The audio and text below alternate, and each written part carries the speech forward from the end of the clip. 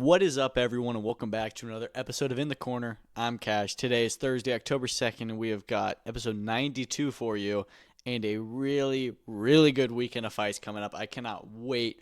I think that this could be, outside of boxing, every other big promotion, I think this could be their best offerings of the year. It's undoubtedly the best PFL fight and card of the year. It's probably the biggest and best BKFC event of the year. And there's an argument to be made that this is the best UFC card of the year. I'm just saying. So we're in for a good treat, really, this weekend. I'm very excited. Plus, you've got the Queensberry show in Scotland with Nathaniel Collins versus Cristobal Llorente. It's a really good fight. We're going to talk about all that and more. So let's just jump right into it and kick us off with the big event, of course, the big daddies of combat sports, UFC 320. Alex Pereira, my GOAT, my favorite UFC fighter of the last few years.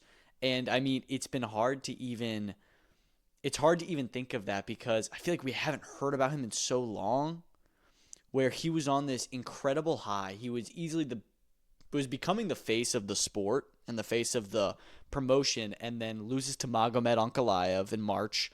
And then he's at all the events, but nobody's really talking about him anymore. Now it all talks about Ilia Topuria. There's talks about Khamzat Chimaev, talks about Merab Dvalishvilli. But Alex Pereira is no longer in that pound-for-pound discussion, nor is he in that superstar discussion. I think he has the chance to right that. He rematches Magomed Ankalaev, who is now the light heavyweight champion.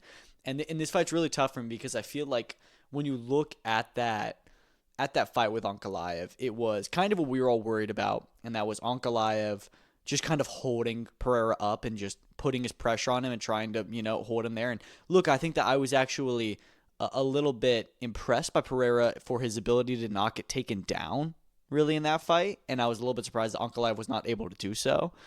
But I also feel like Ankalaev still won the fight and that Pereira didn't do enough. So I think that the main thing that needs to be changed in this fight is more activity from Pereira, because we didn't really see him go for the knockout, I feel like we usually do. I mean, he's so powerful, and we didn't see him utilize that. He was so concerned about not losing the last fight that he didn't have time to win it. And when you're not winning it, you're losing. Even if you're not losing in the way that most people expect you to, he was still just getting held up against the fence. You may not be going down, but if anybody's scoring when you're getting held up against the fence, it's the guy holding you up against the fence. Look, I wouldn't want to pick Ankalaev in this fight because I love Pereira, and I think that Pereira can beat him. I really do, and I think that Pereira needs to beat him. Otherwise, we have Ankalaev as the champion. And I mean, no hate to Ankalaev, but he's just not very exciting. There's no name value. I mean, Pereira is a huge star for the UFC, and he's so much fun and exciting to watch. So I think that Pereira needs to win this fight, but I wouldn't pick him to do that. I would not put my money on Pereira. I'm also not going to pick Ankalaev because I don't want Ankalaev to win, one. But two, because I don't know. I mean, if I were to say who the favorite is, it has to be Ankalaev. He won the first fight. And I think the Pereira can beat him this time, but I would not bet on Alex Pereira to win this fight. We can only hope. So that's my 2 cents on it. You have another light heavyweight fight on the card, which we'll talk about in a minute. But let's talk about this co-main event. Merab Dvalishvilli makes his third defense of the UFC bantamweight strap this year. Crazy. He's way more active than any other champion right now. And he's fighting against no other than one Cory Sandhagen, who is undoubtedly the rightful number one contender in the division, I think. I think that we all agree on that he's earned it and he's there and he's ready. And I think it can be a good fight, but to be honest with you, I don't really give Cory the biggest chance just because I feel like Merab is so dominant and he's so... I think that he could end up being one of the most dominant champions out of any of the champions that we have right now. I think it's like him and Khamzat and maybe Ilia. Ilia, we need to see a little bit more, and the only reason I don't say Ilia up there is because Ilia doesn't know what weight class he wants to be in, and he keeps on jumping around. But I don't see anybody beating Merab right now at 135. I don't see anybody at 185 beating Khamzat for a long time. And the same can be said about Alexandre Pantoja. I don't see anybody beating him for a while either. And he's already wiped out most of the division. But Dude, this guy Merab is just an absolute unit. He is a machine. He really, truly is. He has some insane cardio. He's just so relentless. And to be honest, I think that he's become a really fun fighter to watch, actually. I know that was kind of the hate on him with the first Sean O'Malley fight, but since then, I've enjoyed his fights. I enjoyed the second fight with Sean O'Malley. I loved the fight with Umar Nurmagomedov. That was a great fight. And now he's going to fight Cory Sandhagen. So I think that we are in for a really good fight. But I got Merab pretty much all day on that one. But I can't wait for it. I cannot wait for that fight. And then before that, we're going to have Yuri Prochazka fighting Khalil Roundtree in a title eliminator fight. So the winner of that will be mandatory for the winner of Ankalaev Pereira 2. This is a really tough one to call. I think this is actually probably the best fight on the card because one, is it a pick'em fight? You don't know who's going to win, but two, you know it's guaranteed to be action. I saw that in both their UFC histories. I think Yuri has a total of 3 takedowns. Khalil has none. So this is going to be a totally stand-up fight between two guys who can really punch. I would maybe favor Yuri, but I would not be surprised if Roundtree finds a way to beat him. And, it maybe makes it a little bit less exciting, but just kind of outboxes him. I don't know. But I think that it's possible for either guy to win. I'm going to pick Yuri. I'm a big fan of Yuri, and I think that, I don't know, Yuri just does have this explosivity that even if Pereira can't beat Ankalaev, I think Yuri may be able to. Whereas I don't know if I see Roundtree winning that style matchup. So we'll see. But I really love that fight. I cannot wait for it. This whole card is so good. Before that, on the big Saturday night pay-per-view event, you're going to have Josh Emmett versus Yusuf Zalal, which is a really, really good fight. Number 8 versus number 9 at 145 pounds. I got Zalal edging past him in that one. I just don't know if Josh Emmett, he's still really good, but I think it's now the time where they're going to keep on putting him against these rising contenders, and we're just going to have to see how we can handle them. And then Abus Magomedov versus Joe Pyfer opens up the card. That should be a pretty good fight. Ateba Gautier is the featured prelim. He's fighting Tristan Vines. Yeah. Vines took this fight on a few days' notice, and we all know about Ateba Gautier. He is a knockout artist. I'm expecting a performance of the night bonus in that one, to say the least. I'm really excited for this. Something I do want to mention, Patchy Mix is all the way down on the early prelims against Jacob Viklasts. He's a minus 305 favorite, so pretty decent. Very much a must win for him, I think. He needs to win this fight, and he needs to look good, and I think he needs a finish because that debut against Mario Bautista was just really, really underwhelming. So yeah, I think that he needs to look good because he was definitely a big signing for the UFC. And I mean, all these Bellator guys that have come in have just not had good debuts, and they all need to kind of course correct. I think that Patricio Pitbull kind of did that. And now I think that Aaron Pico definitely needs to. And I think that Patchy Mix certainly needs to get on the right track. But yeah, so I'm excited for UFC 320. And guess what? That's not the only pay-per-view event that we have this weekend. BKFC 82 in Newark. Mike Perry, Jeremy Stevens fighting what they're saying could be the best BKFC card of all time. I actually loved both of the last Knucklemania cards. Thought they were both insanely exciting action cards. So I'm really looking forward to this one. I think this is the best fight to make in bare knuckle. These are probably their two biggest stars. Jeremy Stevens did just beat Eddie Alvarez, and then he went to the UFC, lost his fight there, and now he's back at bare knuckle where he should be. And Mike Perry is the king of violence. He is the king of the bare knuckle game. There's no doubt about it. And I think that we are going to get an all-out war here. I think that Mike Perry is going to have what could be his toughest test in BKFC. All the guys he's fought in the past have not really been bare knuckle fighters. Jeremy Stevens he's 3-0 in the BKFC. He's shown, yeah, I can do this. I can bang without the gloves. I think that we are in for a fight where it's not just Mike Perry winning in the first round. We're going to have a real competitive bare knuckle scrap, and I can't wait for it. I am picking Mike Perry to win because I do think that he's that guy, and I think that if they can play their cards right and keep him winning, he could end up fighting Conor McGregor soon, once Conor McGregor ever fights with the UFC, which we'll talk about later on. But I don't know.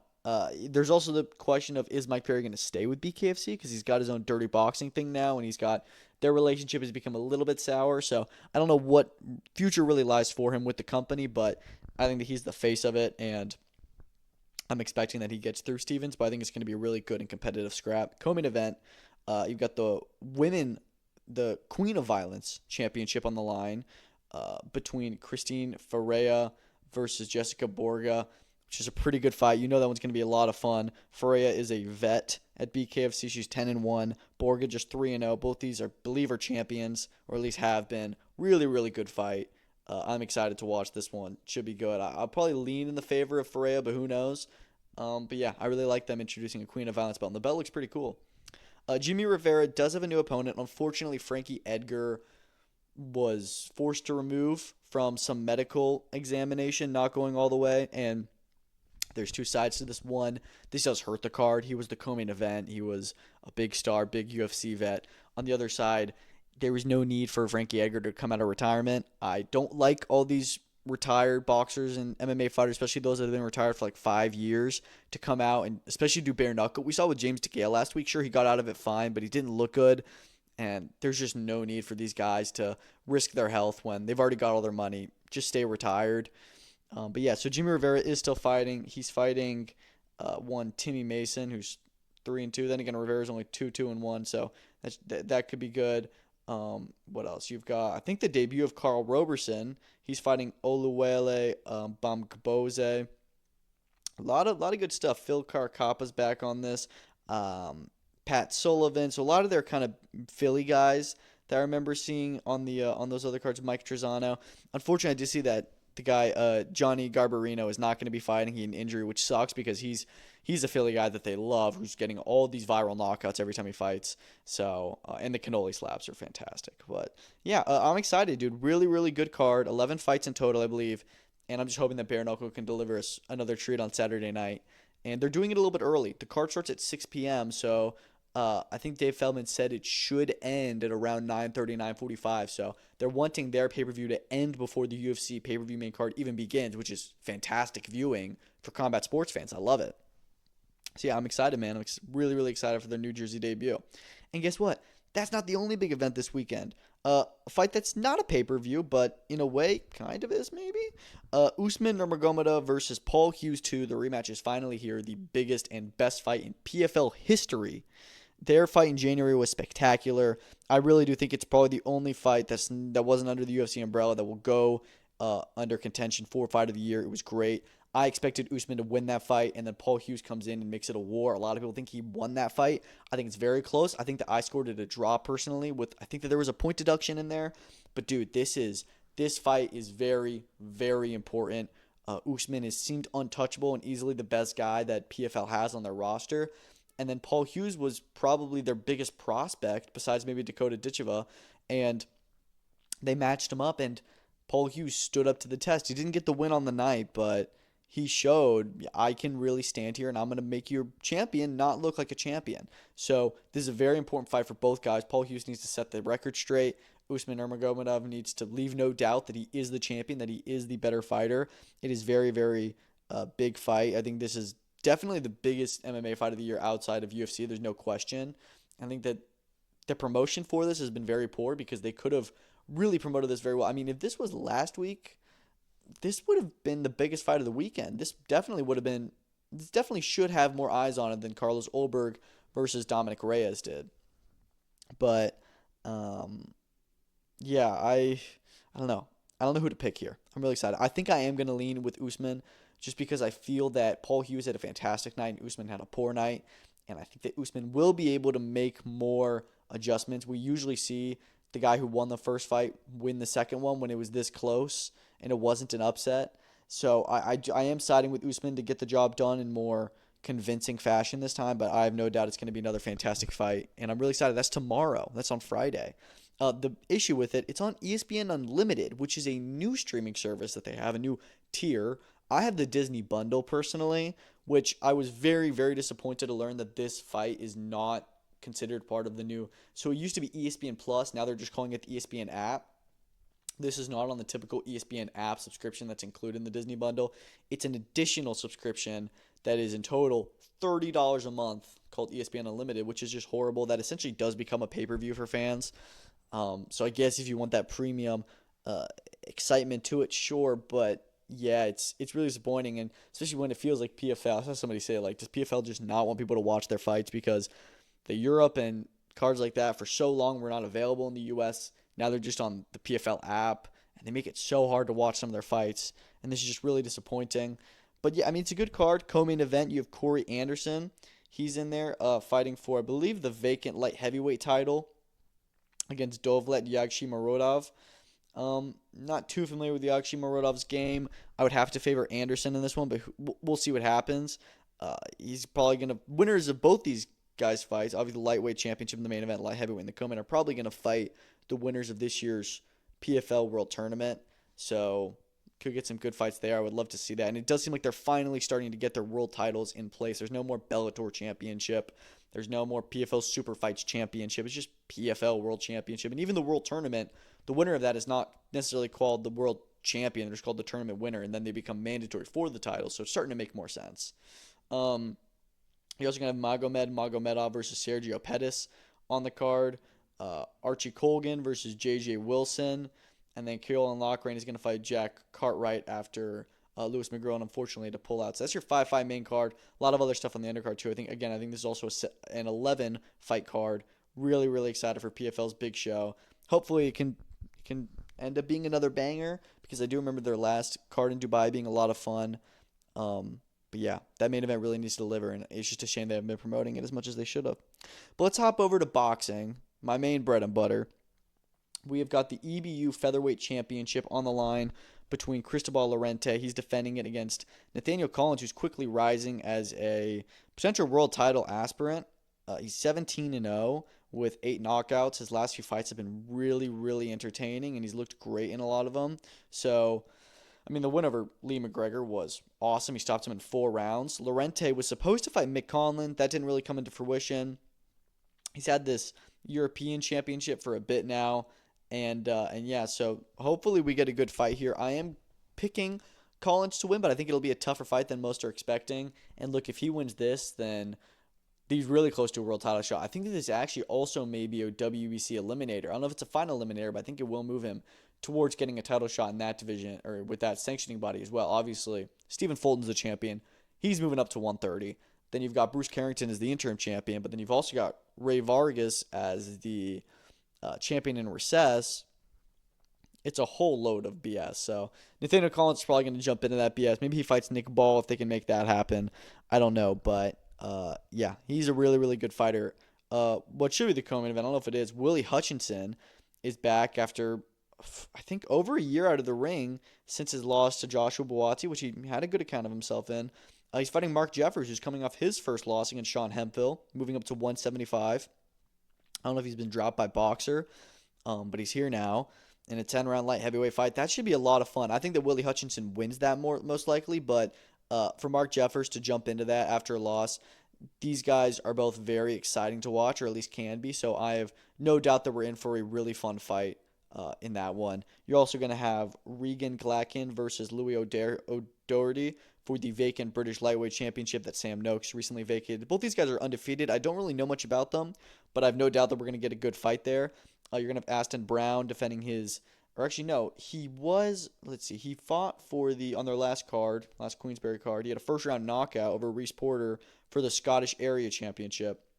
He's now fighting for the Celtic Championship against Paul Keane, which I didn't know that Scotland was Celtic, but that's my own fault, I guess. So that should be good. And then Marcus Sutherland, he's getting a step up to an undefeated opponent where they're going to fight for a title. Good card. Reese Lynch has been having his second fight, as is Yandiel Lozano. 2 big amateur debutantes that they've got over at Queensberry. I'm excited for that card. I think it should be a pretty fun one. I love Scotland. I always feel like they've got good fights and good fighters over there. So, yeah, I'm excited to see Nathaniel Collins get a spot in the spotlight, and hopefully he has a good performance and wins. Tom Loeffler's 360 promotion has also got a card tomorrow night. Umar Zombekov fighting Artem Brusov, who's 13-1, so a really good opponent for him. Zombekov is, of course, 12-0, 8 KOs himself. Yeah, he's got a pretty good future, so if they can move him right, he's a light heavyweight, which is a great division. Hopefully he gets another good win. Kane Sandoval is back in action as well. He's going to fight Gino Rodrigo. He's in the co-main, which is interesting. I feel like Sandoval headlined a card earlier this year where Zombekov was the co-main there, so they've swapped in terms of priority.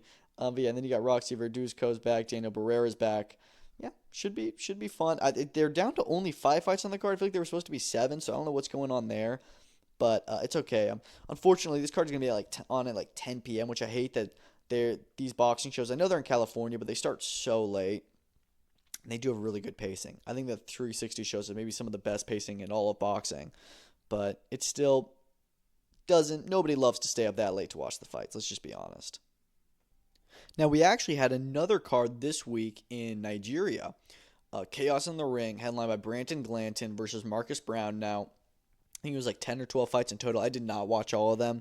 I saw some highlights. It looked very random, a lot of the fights. The production looked good. It was an Amir Khan show with like an art or a African benefactor behind it as well. I thought the production looked really, really big a budget, and they spent a lot of money on it. Did not look like they did a huge crowd. Granted, this is not Anthony Joshua headlining there. I still think that if he does come there, they'll sell out a stadium. But in terms of the amount of people they had there, it was like a 10,000 seat outdoor stadium.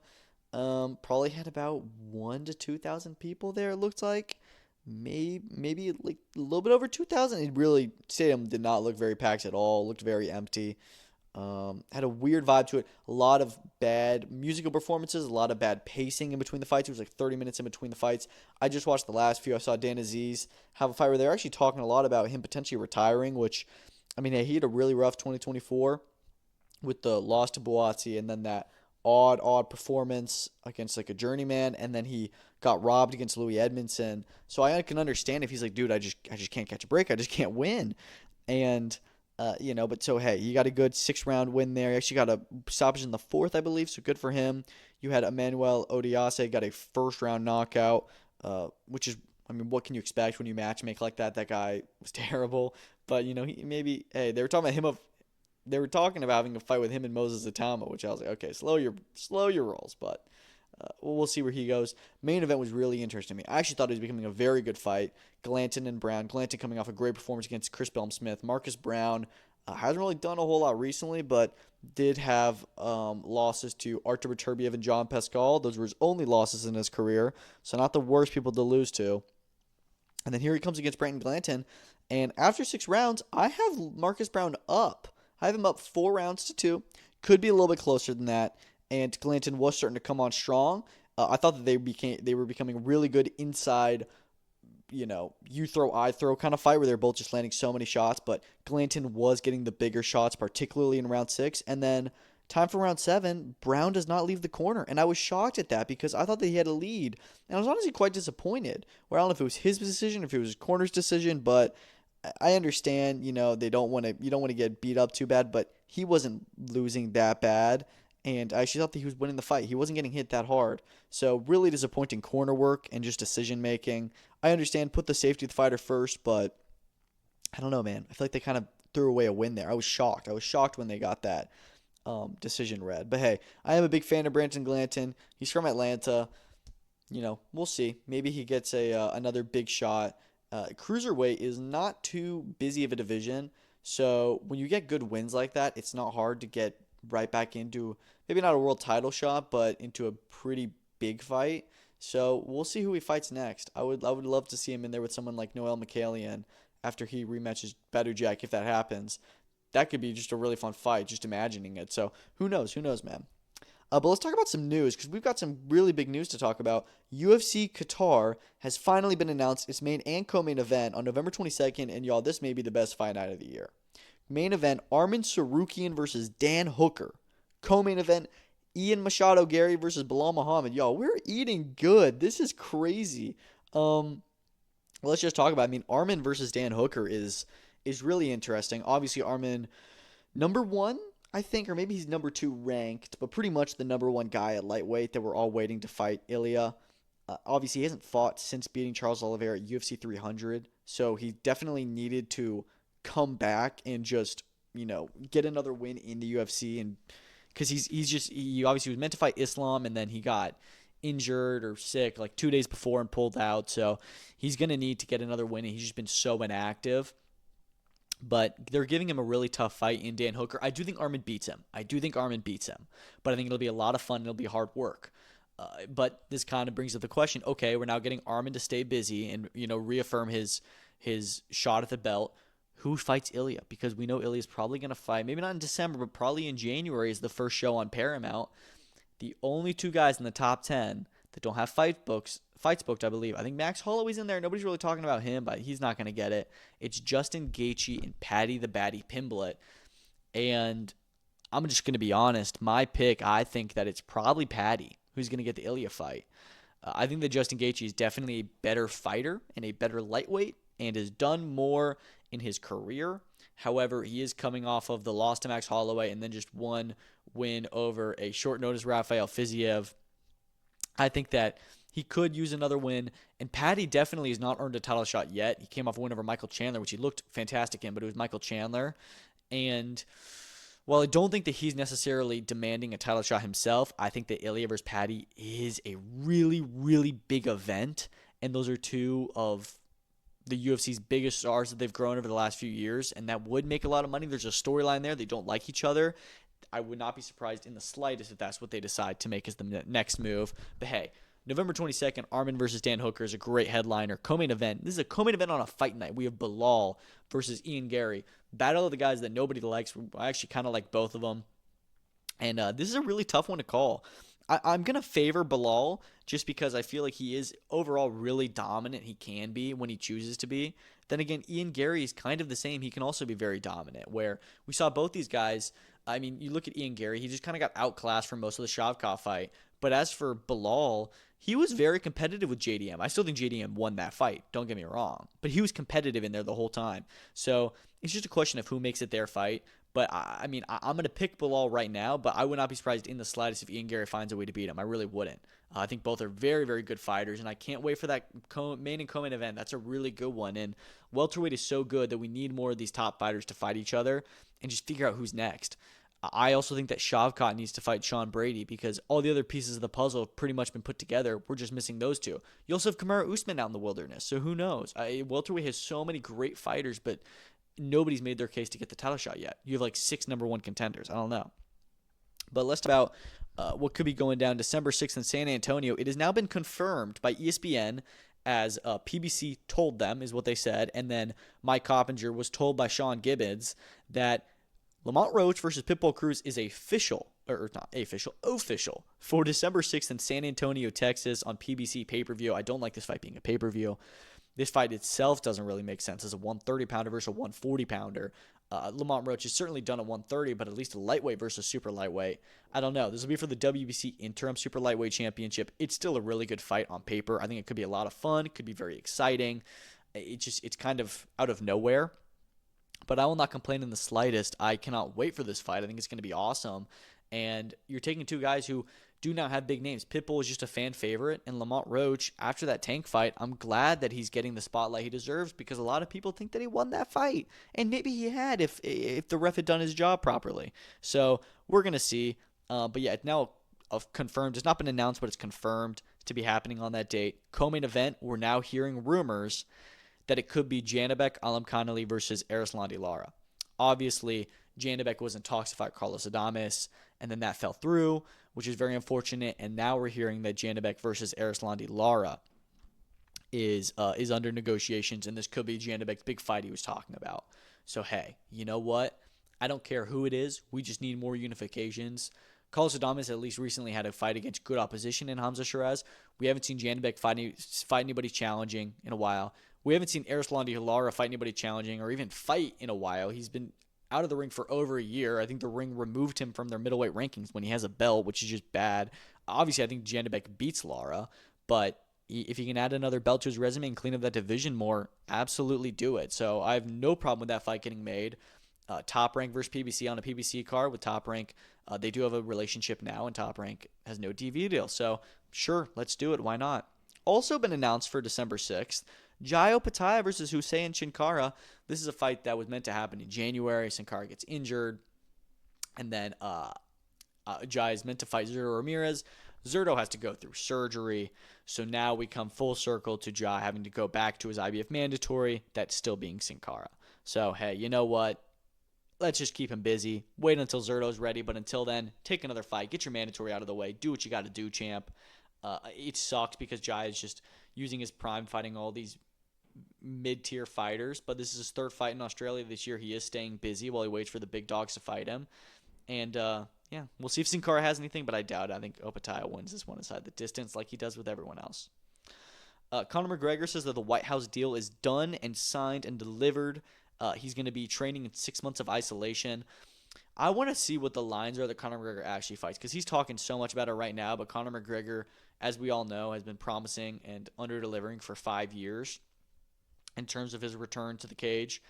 And I don't know. I just feel like at some point something's going to come up and he's not going to end up fighting. I really want him to, but I like he's the boy who cried wolf. I can't trust anything he says. I really can't. So who knows? He was on Fox News saying this, and he's saying that he's negotiating directly with the White House, which I don't really get that. I don't know if he's even telling the truth. So I don't know. I would love to see him fight at the White House. I really will, but I just can't trust it yet.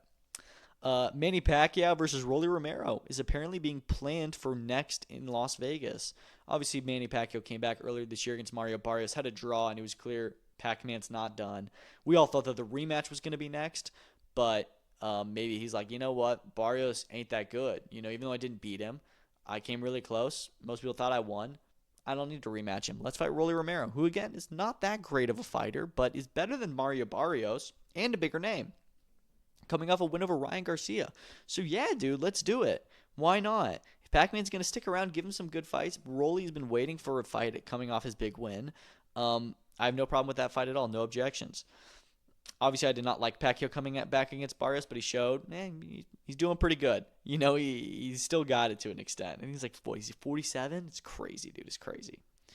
Dustin Poirier said that he wants to come out of retirement already, but the only fellow to come out of retirement for is against Nate Diaz over 12 rounds on Zuffa Boxing.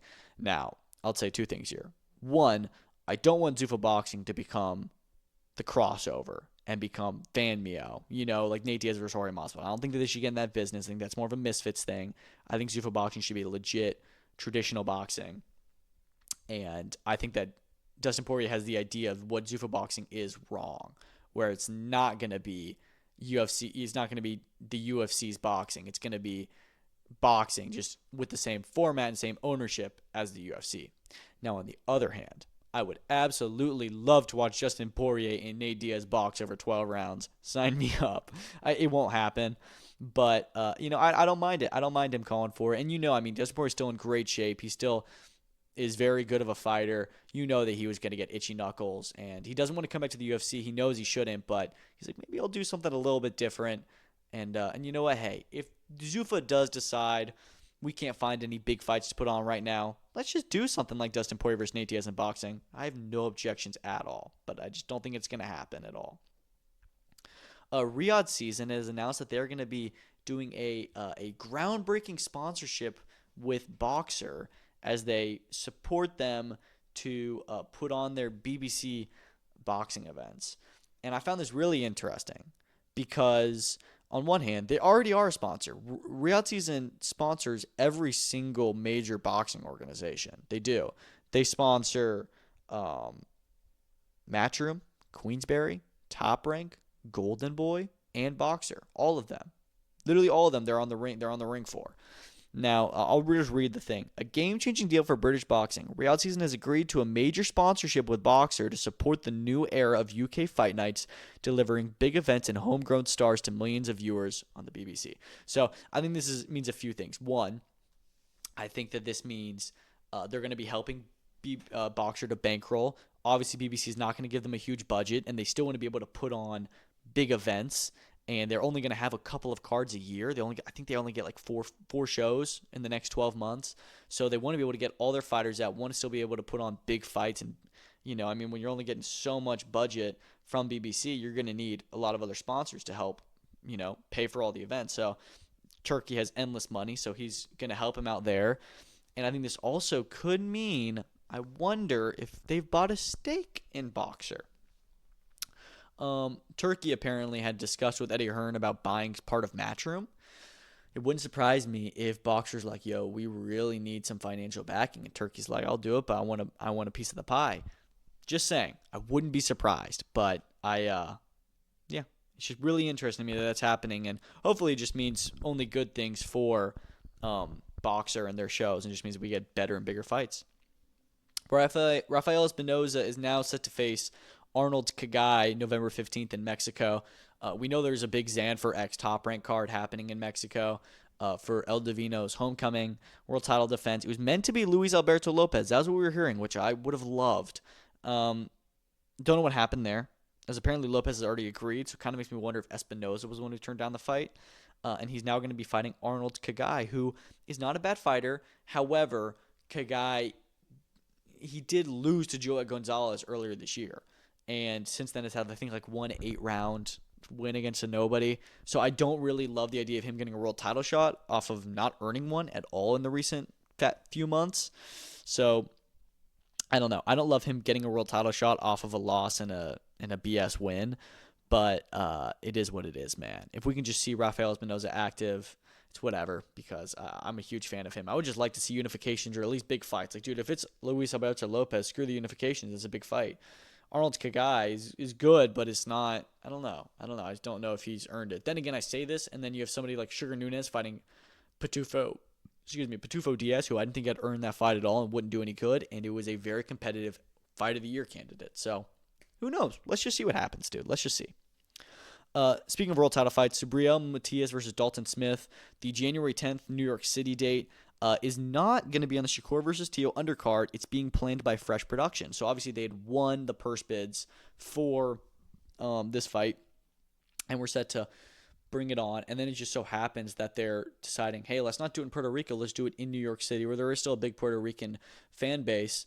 In the same month that Shakur versus Teo is being planned, when Subriel Matias' last fight was in New York on a turkey card. So everyone just assumed, oh, they're going to fight on the Shakur Teo undercard. And then Ring Magazine, Matt Coppinger looked into it and he said, no, this fight is happening January 10th in New York City, most likely, but it's not under Ring Magazine or Riyadh Season. It's under Fresh Productions. It's not on the same card as Shakur versus Teo, which I think may be happening. We haven't gotten an announcement yet, but I think it may be happening. I cannot wait for that, if so. I'm really excited. Let's see, what else? Beneil Dariush versus BSD has been added to UFC 322 on November 15th. I love it. BSD getting another big fight after his great win over Mauricio Hufi. No complaints there. Dariush had a good win over Moicano this year. Some more top 15, top 10 lightweights fighting each other. Let's do it, dude. Lightweight's been a little bit slow over these last few months. Haven't seen a lot of fights, and now we're starting to see them all fight each other. So I really like that fight. We also had the announcement of Carlos Canizales. He's going to defend his WBC light flyweight championship against Neom Trong, knockout TP Freshmart, I believe, December 4th in Bangkok. So in Neom Trong's hometown, or home country, at least. I don't know if he's from Bangkok, but I know he's from Thailand. And yeah, Carlos Canizales getting into the backyard again. Knockout CP Freshmart coming off of his loss to Oscar Collazo last year. He's had a few fights since then, I saw. And now he's moving up a weight class, which I'm not mad at all. I really actually don't mind this fight at all. I think that these are two of the top 10 guys of the lower two weight divisions of 105 and 108, where you don't have many good fighters. These are two of the really good fighters that you have there. And I think we'll get a really competitive fight in Bangkok, and I'm hopeful I'm able to watch it somehow. And then the last piece of data we'll talk about, Richard Torres Jr. is now next for the IBF Eliminator. So many guys have pulled out against each other to fight Usyk that Moses Atauma, after he said, nah, I'm not going to fight in the Eliminator, it's now Frank Sanchez versus Richard Torres Jr. Richard Torres Jr. was fighting in an 8-rounder 2 fights ago, and I thought when he stepped to face Guido Vianello, maybe too early. Then he dominated him. Now he's about to get a world title shot? Really? Like a world title Eliminator to then fight Usyk? It does not mean it's going to happen. Doesn't mean he's going to take it. But this just means that we've just gone so far down the rankings and nobody's taking the Eliminator that has gotten to the point of Sanchez, who has had 1 6-round win, I think, since losing to Caballel. That's it. And then Torres, who's had 1 real good quality win. I don't know, man. I don't know. But I do really like Richard Torres Jr. I think that he's maybe the best heavyweight hope that America has at the moment. Him and like Joshua Edwards. But I don't know. That would just be too early for him, I think. I know I said that with Vianello, and he could even maybe beat Sanchez, but I don't think that there's any reason to rush him into a world title fight at all, or it's world title eliminator even. But that's all I've got for today. Really good weekend of fights coming up. Ankalaev, Pereira 2, Merab versus Cory Sandhagen. Yuri versus Khalil Roundtree, Usman versus Paul Hughes 2, Mike Perry, Jeremy Stevens, Collins versus Lorente. It's going to be an absolute blockbuster weekend. Let me know what you guys are thinking about this fight. I cannot wait. I'll be tweeting as much as I can this week. I can't wait for it, man. It's going to be awesome. But thank you guys so much for listening. Have a great weekend, and peace out.